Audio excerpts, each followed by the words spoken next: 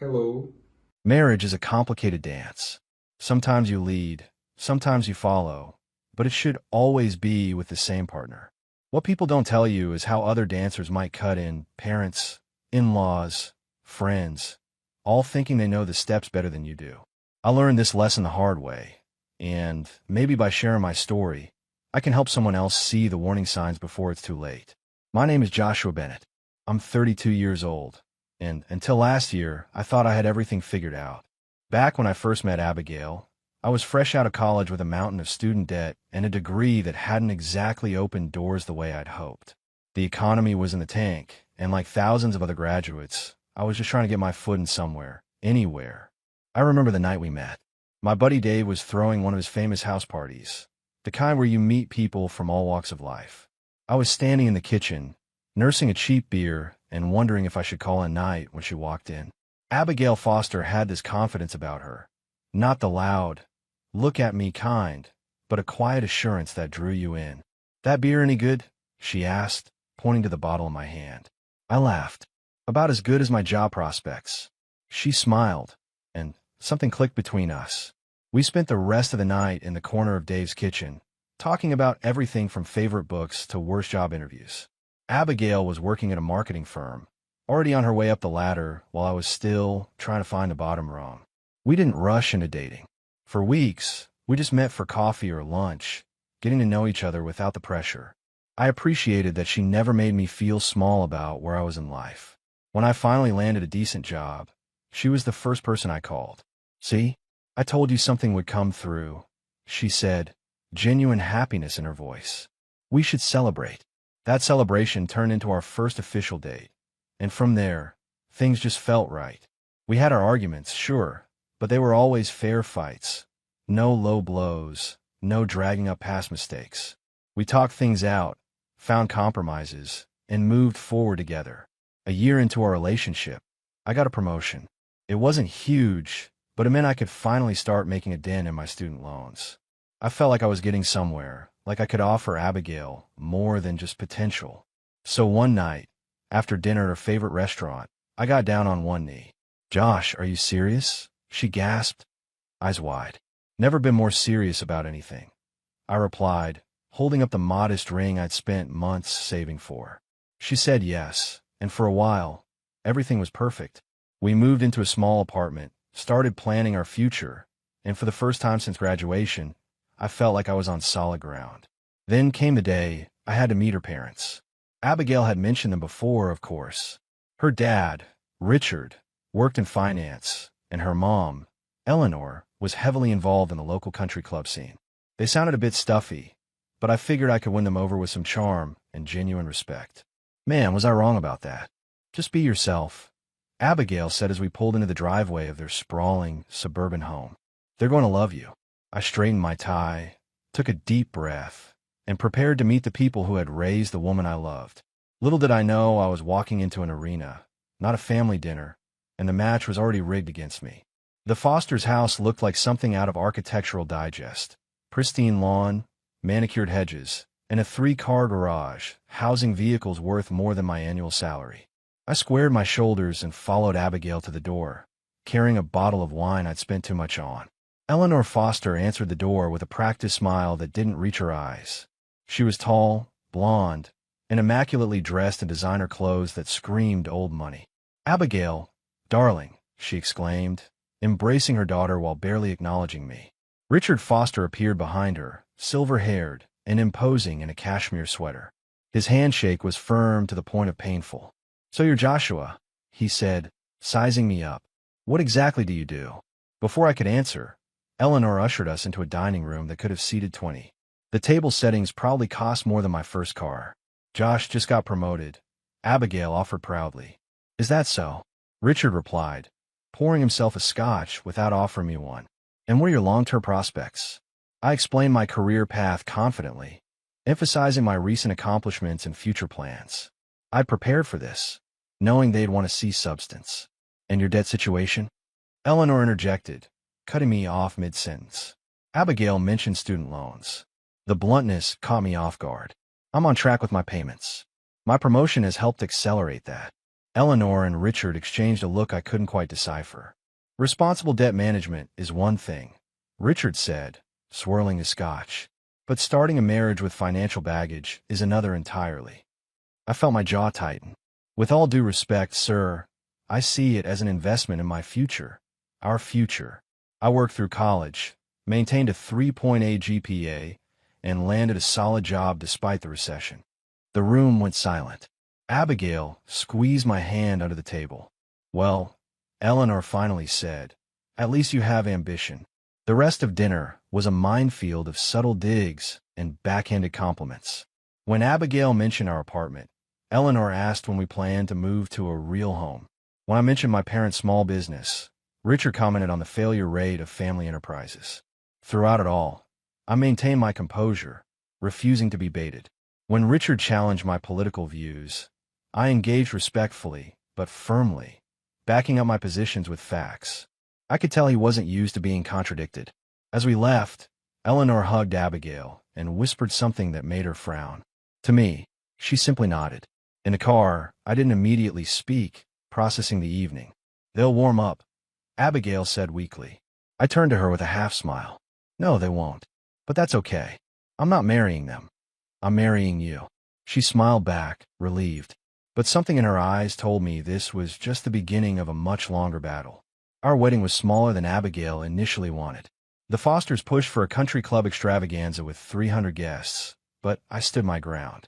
We compromised on a charming vineyard ceremony with 100 people who actually mattered to us. It's our day, I reminded Abigail when Eleanor tried changing the venue 3 weeks before. Not a networking event for your dad. The ceremony was perfect despite Eleanor's pinched expression when my college buddies hooped during our first kiss. Richard's toast managed to mention Abigail's potential without acknowledging me directly. I didn't care. Abigail was radiant, and she was my wife. The first 6 months of marriage were everything I'd hoped for. We settled into our apartment, balancing work and time together. I was putting in extra hours, climbing the ladder, determined to prove myself. Abigail supported me, bringing dinner to the office during late nights and celebrating each small victory. Then came our first real disagreement. About money, of course. Mom thinks we should open a joint account at her bank, Abigail mentioned casually over dinner. We already have a joint account, I replied, confused.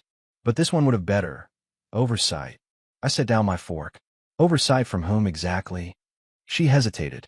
My dad's financial advisor would manage it. So, your parents want access to our finances? I asked directly. Not access, Josh. Just guidance. We're young, and Dad has connections. We're adults who can manage our own money. I interrupted firmly. I've been handling my finances since I was 18. We don't need supervision. Abigail frowned. You don't have to be so stubborn. They're trying to help. Help or control. There's a difference. The argument escalated until Abigail grabbed her phone and stormed into the bedroom. 15 minutes later, she emerged. Her expression changed. Mom says you're being unreasonable. Dad set up accounts like this for all her friends' children. That stopped me cold. You called your mother? In the middle of our disagreement. I needed perspective, she defended. No, you needed backup. Our marriage isn't a democracy with your parents getting a vote. The argument ended in tense silence. The next morning, I thought we'd talk it through, but Abigail was already on the phone with Eleanor when I woke up, speaking in hushed tones that stopped when I entered the kitchen. It became a pattern. Every disagreement, every decision, somehow involved the Fosters.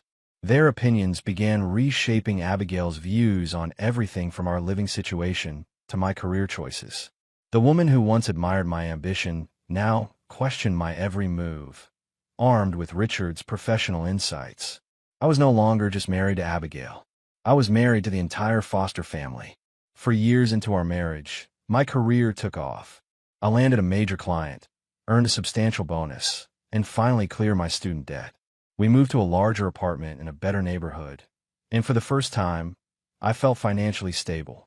Abigail was proud, at least initially. We should have dinner with my parents this weekend, she suggested. Dad will be impressed with your progress. I nodded, though seeking Richard's approval had long stopped being my goal. Still, I thought maybe my success would finally change how the Fosters viewed me. The dinner started pleasantly enough. Richard even offered me a scotch, a first. I detailed my recent accomplishments, keeping my tone measured despite my pride in the work. Not bad, Richard conceded, swirling his drink. Though in this market, you could be doing better with the right connections. Eleanor nodded. The Harrington's son-in-law just made partner at his firm. He's younger than you, I believe. Just like that, my achievements were diminished. I bit my tongue, reminding myself this wasn't about them. On the drive home, Abigail dropped a bombshell.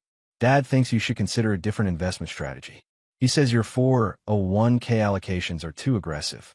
I tightened my grip on the steering wheel. And how exactly does your father know about my 401k allocations? She looked away. I might have shown him your statements when he asked about our financial planning. I pulled the car over, my pulse pounding in my ears. You shared my private financial information without asking me. He's just trying to help, Josh. Why are you always so defensive when it comes to my parents? The argument continued at home, voices rising until Abigail retreated to the bathroom with her phone. I heard her muffled voice through the door, undoubtedly seeking Eleanor's counsel yet again. When she emerged, her eyes were red, but her stance was combative. Mom says you're being controlling about money. Dad says it's a sign of insecurity. Something in me snapped. This ends now, Abigail. Your parents don't get a vote in our marriage.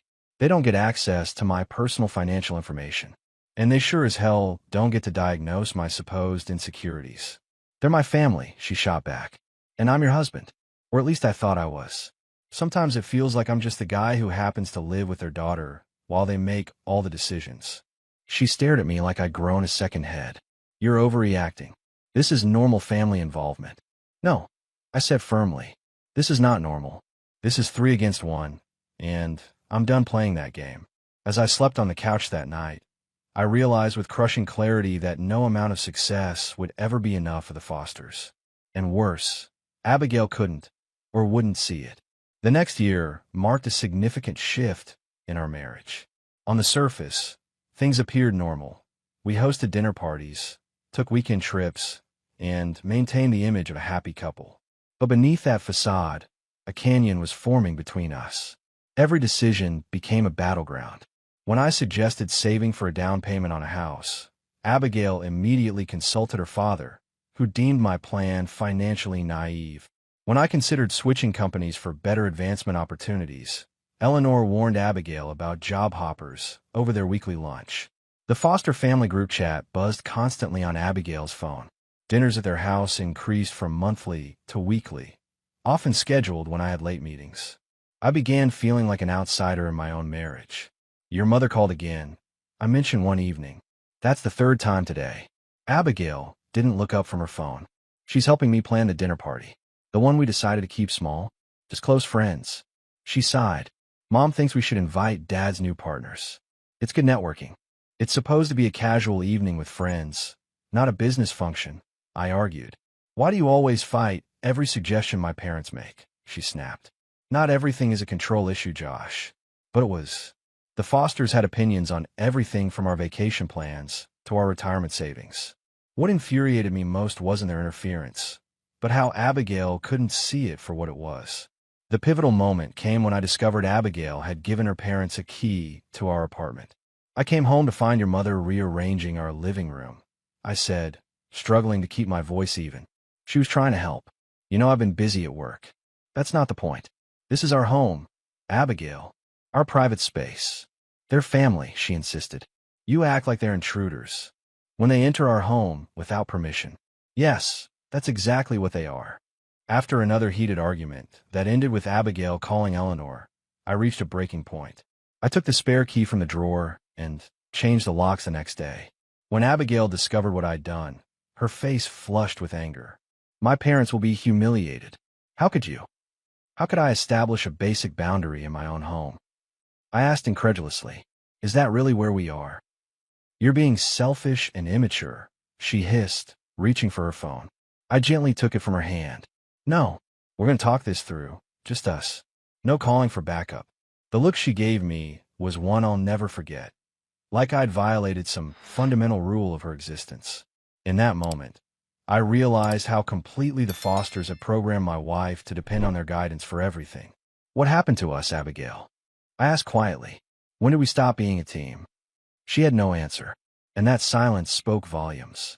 The fight that changed everything started over something trivial, a leaking kitchen faucet. I'd promised to fix it over the weekend, but got pulled into an emergency project at work that consumed my Saturday. It's been dripping for 3 days. Abigail complained Sunday morning, arms crossed. If you don't care enough to fix it, just say so. I told you I had to work yesterday. I replied, trying to stay calm. I'll handle it today after I finish these reports. She huffed. A leaky faucet isn't the end of the world, Josh, but your reliability is the issue. You know what my mom says. I cut her off. I don't give a damn what your mother says about my reliability or anything else. Abigail's eyes widened. Excuse me. You heard me. I'm tired of every disagreement turning into a referendum where your parents are the judges. They give good advice. You're just too stubborn to see it. It's not advice, it's control. I shot back. And you hand it to them on a silver platter. Her face flushed with anger. You know what? Mom was right about you all along. You're too insecure to accept help, too proud to admit when others know better. Maybe I do deserve better. Those words hit like a physical blow. After everything I'd built, everything I'd accomplished, she still saw me through her mother's disparaging lens. Go to your parents, I said quietly. Take the weekend. Think about whether you want to be married to me or them. Fine, she snapped, grabbing her purse. Maybe some distance will help you see how unreasonable you're being. After she left, I slumped onto the couch, emotionally drained. I'd spent years trying to prove myself to people who had decided I wasn't good enough before they even met me. Years watching my wife become increasingly dependent on her parents' approval for every decision. When Abigail returned Sunday night, her demeanor had completely changed. Instead of continuing our discussion, she acted as if nothing had happened. But when I mentioned the argument, her expression hardened. My parents think you owe them an apology, she stated flatly. Mom was really hurt by what you said. I stared at her in disbelief. I didn't say anything about your mother to her face. But you disrespected her in our conversation, and that's just as bad. So after I asked for space to discuss our marriage, you spent the entire weekend letting your parents dictate the terms of our reconciliation? She wouldn't meet my eyes. They're my family, Josh. They deserve respect. And what about me? What do I deserve in this marriage? Her silence was my answer. After a fight with my in-laws, everyone was ignoring what really mattered. Even my wife. They wanted an apology, but I was done compromising. The realization hit me like a thunderbolt. This would never change. In the weeks following our argument, I noticed a disturbing pattern. Abigail's phone would buzz with text notifications from a new group chat, one I wasn't part of. When I glanced at her screen one evening, I caught the name, Family Only. The exclusion stung, but what happened next was worse. Invitations to foster family events stopped coming my way. Abigail would casually mention she was heading to Sunday brunch or her father's birthday dinner, alone. They think it's better if I come by myself for a while, she explained weakly. Just until things cooled down. I nodded, swallowing my pride. And you're okay with that? With them cutting your husband out? She avoided my eyes. It's temporary. They're still upset about what you said. What exactly did I say that was so terrible? That I wanted boundaries in our marriage. You call them controlling, Josh. You rejected their help constantly. I leaned forward. Is that what they told you?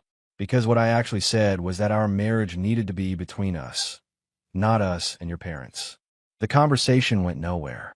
Abigail had rewritten history with her parents' version of events, where I was the ungrateful son-in-law who had disrespected them after all they'd done for us. At work, I buried myself in projects, staying late to avoid coming home to the Cold War that our apartment had become. I was performing better than ever professionally. Ironically enough, nothing focuses the mind like a crumbling personal life. One evening, I came home earlier than expected and found Eleanor sitting in our living room, sorting through mail on our coffee table. She looked up, startled. Joshua, I didn't expect you so early. I set my briefcase down slowly. Evidently. What are you doing with our mail, Eleanor? Just helping Abigail organize. You know how overwhelmed she gets. My wife emerged from the bedroom, freezing when she saw us. Josh, you're home early. Yes, and I found your mother going through her personal mail. Care to explain how she got in? I thought we agreed, no more surprise visits. Abigail's expression hardened. I gave her the new key. She needs access in case of emergencies. And our mail is an emergency? Don't be difficult. Eleanor cut in. Abigail asked for my help. I turned to my wife. Is that true? You asked your mother to come sort through our financial documents and bills while I was at work. Abigail crossed her arms defensively. Mom knows more about organizing these things than you do. The betrayal was so blatant, so unapologetic, that I couldn't form words for a moment. When I finally spoke, my voice was dangerously calm. Eleanor, please leave. Now. To my surprise, she complied, gathering her purse with a sniff. At the door, she turned to Abigail. Call me later. After she left, Abigail exploded. How dare you speak to my mother that way in our home? How dare you give her access to our private information behind my back? I countered. This isn't just boundary crossing anymore, Abigail. This is betrayal. She shook her head, already reaching for her phone. You're being dramatic. I'm calling Dad. In that moment, I knew with absolute certainty that I'd lost my wife to the foster family machine. The weeks following the mail incident were tense, but quiet. Abigail and I operated like polite roommates, careful not to trigger another confrontation. I focused on work, putting in extra hours on a major account that could mean a significant promotion. Throughout our marriage, Richard had always offered his professional insights on my career moves. First it was suggestions, then stronger recommendations, and eventually outright criticism when I didn't follow his preferred path. I'd managed to keep his influence at arm's length, though Abigail constantly relayed his opinions about which projects I should pursue or which company connections I should cultivate. Then came a company dinner where spouses were expected to attend. Abigail dressed up, smiled for colleagues, and played the part of the supportive wife perfectly. On the surface, things appeared normal. Walking into that event with her on my arm, one might have thought we had the perfect marriage. Later that week, my boss called me in his office. Josh, is everything okay at home? He asked, uncharacteristically concerned. I maintained a neutral expression. Everything's fine. Why do you ask? He shifted uncomfortably. I received a call from Richard Foster. He mentioned his daughter was having concerns about your work-life balance. He suggested we might be putting too much pressure on you. The blood drained from my face. My father-in-law called you. He's a significant client at Henderson & Partners. We've crossed paths at several functions. Of course, Richard had finally escalated from offering unwanted career advice to actively undermining me behind my back. What started as helpful suggestions had evolved into direct interference with my professional reputation. I thanked my boss for his concern and assured him all was well, but inside I was seething. The Fosters had crossed the final line, moving from criticizing my career choices to actually sabotaging my professional standing. That evening, I confronted Abigail. Did you know your father called my boss today? She froze momentarily before her shoulders slumped. He mentioned he might reach out. I told him you were working too many hours. You told your father to interfere with my job? I couldn't keep the incredulity from my voice. It wasn't interference. He was concerned about you, about us. This wasn't concern, Abigail. This was your father taking his meddling to the next level. He's gone from criticizing my career choices to actively undermining me professionally. She shook her head. You're twisting everything. Dad cares about your well-being. He cares about control. I corrected her. First it was suggesting career moves, then it was criticizing my choices, and now it's going behind my back to my boss. Can't you see the pattern? That's not true. She reached for her phone, her reflexive move in any conflict. Go ahead, I said quietly. Call them. Get your instructions for this argument too. Tears filled her eyes, but she didn't deny it. As she retreated to the bedroom with her phone, I sat at the kitchen table, a strange calm washing over me. Years of fighting Richard's increasing interference in my career had culminated in this, him directly contacting my boss to undermine me. When Abigail emerged from the bedroom, her expression was steel. My parents think you're being paranoid and ungrateful. Dad was only trying to help ease pressure on you. He has connections that could actually help your career if you weren't so stubborn. I looked at my wife, this woman who had once believed in me, who had once been my partner, and realized she was too far gone. The Foster family had completely reprogrammed her to serve their agenda.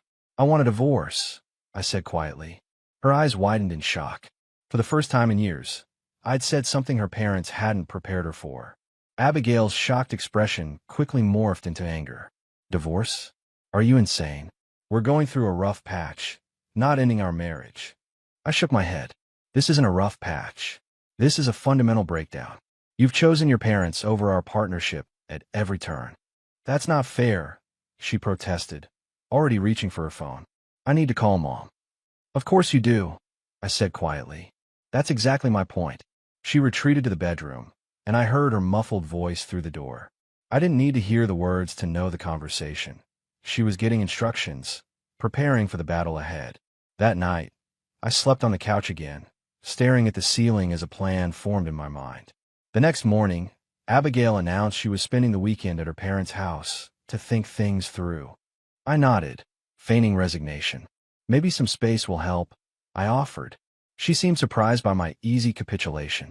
As soon as her car pulled away Friday afternoon, I sprang into action. I withdrew a significant amount from my personal account, money I'd been saving for a future, money that now would fund my freedom. I left the joint account untouched. I didn't want her stranded.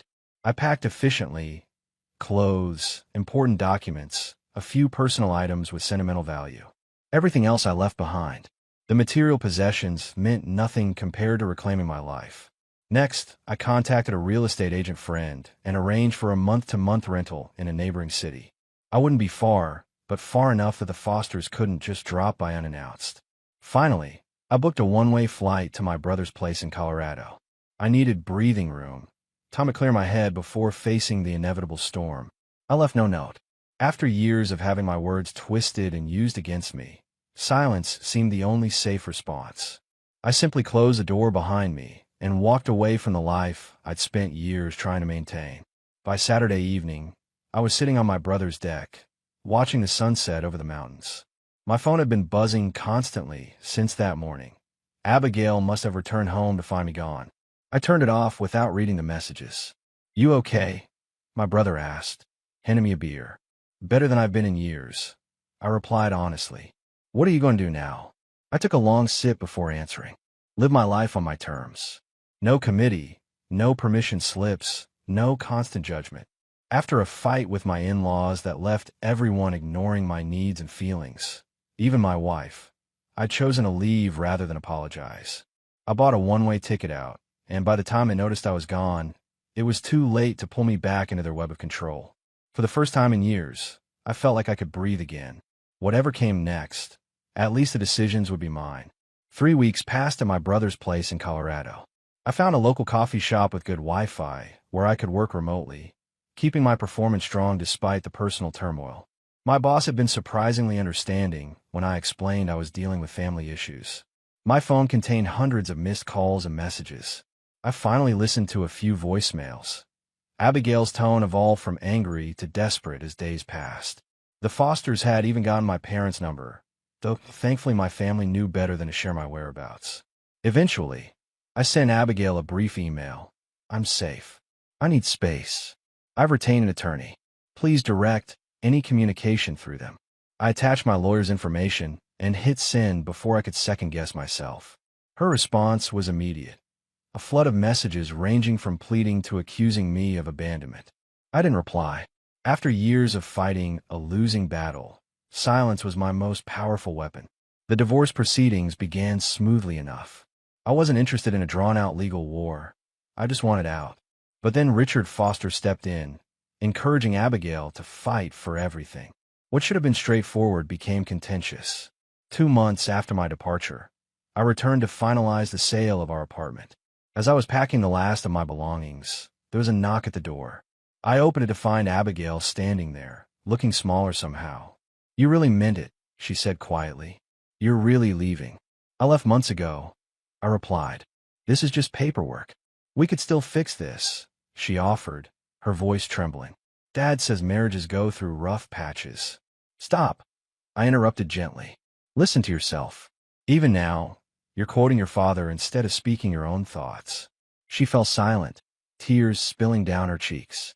"I loved you, Abigail," I continued, "but I was never fighting for just your love. I was fighting your parents for a place in my own marriage. That's a battle no one should have to wage. They only wanted what was best for me. For us," she whispered. "No, they wanted control, and you gave it to them." As I closed the door on that chapter of my life, I felt nothing but relief. The months that followed brought challenges, rebuilding my life, processing the end of my marriage, finding a new place to call home.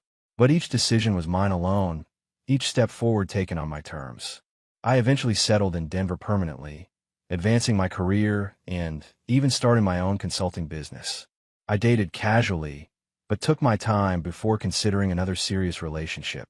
The lessons I'd learned were too valuable to ignore. Sometimes I wonder if Abigail ever broke free from her parents' influence, if she ever recognized the patterns that destroyed our marriage. I hope she did, for her sake. As for me, I found something more valuable than the marriage I tried so desperately to save. I reclaimed my autonomy, my self-respect, and the freedom to chart my own course through life. No committee required.